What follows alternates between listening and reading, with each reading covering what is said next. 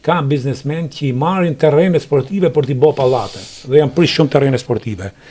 Por ka dhe shembuj. Ke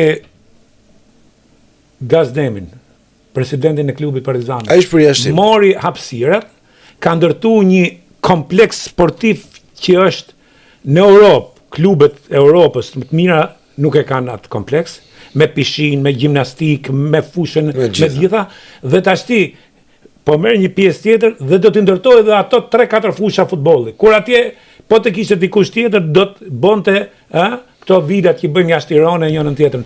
Pra, ai është përjashtim. Po ky përjashtim vetëm pse nuk merret si shembull dhe pse ne nuk e krijojmë si model? Jo, unë jam dakord. Pse nuk e krijojmë si model? Kurse të tjerë i kanë pas fusha futbollit, kanë pas anekset, po t'ja stadiumin Selman Stërmasi. Aneksi u bë pallat. Edhe aty është aneksi u bë pallat.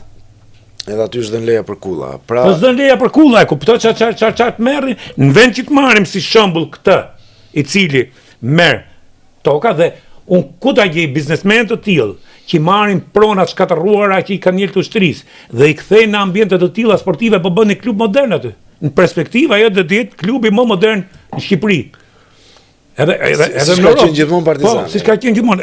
Edhe po them dhe në Europë kur të përfundoj siç e kanë idenë ato, është po edhe tashti ka bë hotelin, si hotel me 5 yje, me mens, me gjitha dhe njënë nuk ka një klub tjetër. Te Partizani në vitet 2000, edhe pse kam qenë i rish, i vogël, po e mbaj mend, ka qenë hotel, restorant, ka bë hotel, restorant, gjitha me gjitha ambientet, me gjitha kushtet.